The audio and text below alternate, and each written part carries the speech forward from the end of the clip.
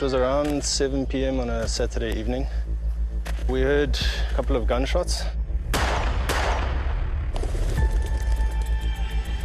I ran out to go see if I could assist and find out what was happening. And I could see people hunched over on the pathway here. Approached them, and that's when I noticed Marcel, who was shot. Delta Park is one of the largest and most popular city parks in Johannesburg, but its peace and tranquility was shattered last month when a local resident was attacked while walking his dogs. Eyewitness Anthony Burton was one of the first on the scene. Appeared to be well, what we assume is a robbery gone bad. The dog was unfortunately shot and killed as well, and Marcel had some very near fatal wounds on him. This was quite personal because someone got really hurt, and it happened on our doorstep. The man was rushed to hospital and is recovering after the attack, but his assailants remain at large. Attacks like this have people fearing public spaces like Delta Park, which is part of a 37-kilometer green belt with the Braamfontein-Spruit at its heart. It flows through some of Johannesburg's most affluent northern suburbs. With unemployment at crisis levels, this green belt is being increasingly used as a last refuge for the homeless. With decades of experience in private security, 𝗀𝗍𝗍𝗆 is deeply concerned. I'm very worried about crime increasing in the Delta. It's a long Delta channel. It stretches from Albert's Farm right the way through to the suburbs of Sandton. We've seen that there's been a murder in a very close proximity. So I believe it's going to get worse, unfortunately, with the unemployment that we have at the moment, and they have nowhere to go. In the wake of the Delta Park shooting, a joint operation between the SAPS and several private security companies was launched in the early hours of the morning. With the help of a thermal drone, the police were able to pick up the heat signatures of people sleeping illegally in the park. There was roughly 15 individuals that were taken in for profiling to the local police station. We did manage to find a plastic firearm or a gas gun, knives, multiple 𝗀𝗶𝗶𝗶𝗶 and stuff like that. But it is a concern from the community that, yes, an increase in vagrants in the park is leading to an increase of crime in the area. A bird's eye view of the Spruit reveals the scale of the problem. There are people living along its banks, polluting the stream, leading to conflict with residents of suburbs like Victory Park that lie adjacent to it. 𝗀𝗍𝗍𝗆 moved here from Lenasia in search of a better life. The dream was to live and have a lifestyle, being able to jog, being able to cycle within the parks, and that's the reason we moved here. But that dream has become a nightmare. The big thing is crime increase. We've had 8 incidents in our house. 8, yeah. The most recent incident happened on the 27th of December. We were thankfully sleeping, but anything could have happened. We could have interrupted you. My daughters could have interrupted you during the robbery. And then what?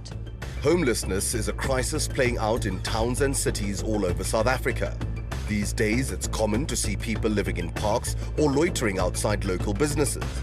Substance abuse is a major issue, and some are often drunk and disorderly.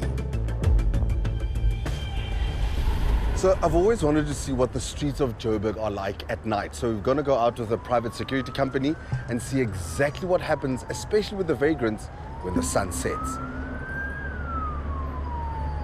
So manje le indawo yakho le la awukho umuntu ozoyithatha ubani bethi inqindi suku wena ubethi inqindi mna yo just. There are over 15,000 homeless people in Johannesburg. It's illegal to sleep on the streets, but the sheer volume has left the JMPD overwhelmed and unable to enforce bylaws. Even though there are city shelters, many homeless people refuse to use them.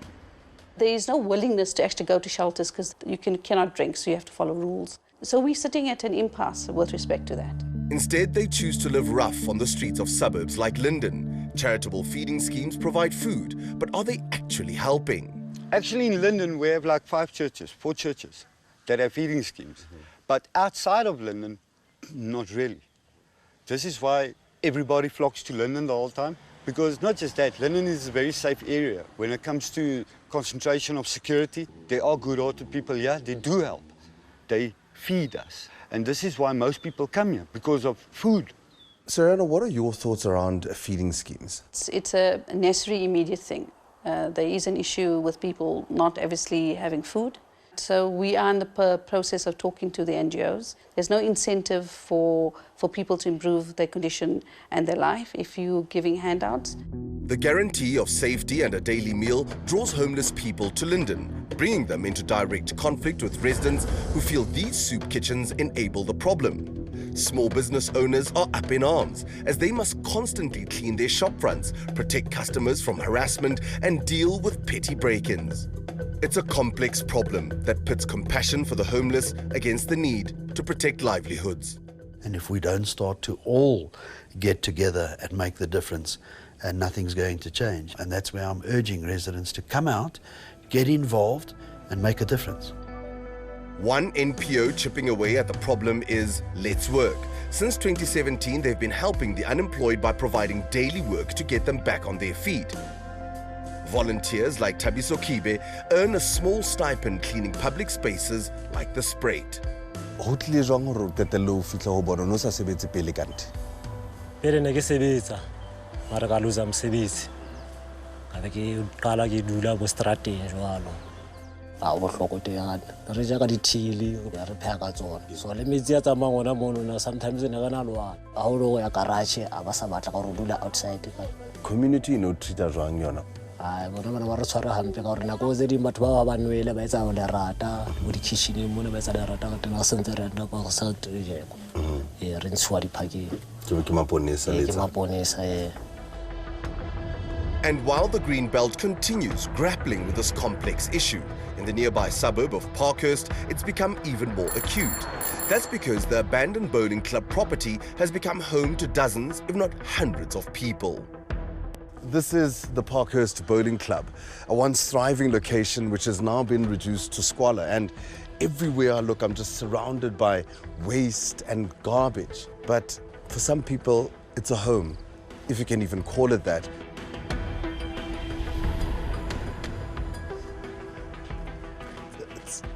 It's quite weird. It's almost like a tale of two cities, right? You've got a leafy suburb on your right-hand side, Victory Park, and you've got this just almost like an informal settlement that is now starting to mushroom here. The people who live in the bowling club are predominantly waste pickers drawn to Parkhurst by a controversial sorting site across the road. Mike Rosholt represents the residents and business owners of the suburb. What we've seen is that over the years, the site is too small, and so those activities have unfortunately naturally moved across the road to the bowling club. Unfortunately, in the last couple of years, particularly the last year, we've gone from 30 or 40 to about 200 people living on site. There's a shebeen. There are drugs available to you at any time of the day. We know there's prostitution. We've had human trafficking issues there. We've had 3 dead bodies on site, one of them supposedly a murder. Many local businesses and residents see this burgeoning informal settlement as a threat to their livelihood and assets. You know, we can't afford, the landlords can't afford and the traders can't afford, and frankly the residents can't afford to have this high street go like some of the other high streets around Johannesburg. Because ultimately, if Parkhurst fails, those jobs go away, the value of the properties go down. None of us are able to pay our rates in that case. And so the problem will only spiral, which is exactly what we've seen in the Johannesburg CBD. So we're trying to stop that now. If the problem drags on its current trajectory, we're going to have a proper informal settlement there soon, where it'll be from 200 to upwards of 1,000 people. It's a fairly large site, it's over 8 hectares, which is obviously a huge concern. It's a worst-case scenario that has already come to pass in the suburb of 𝗀𝗵𝗆, which is the site of an informal settlement of more than 1,000 people.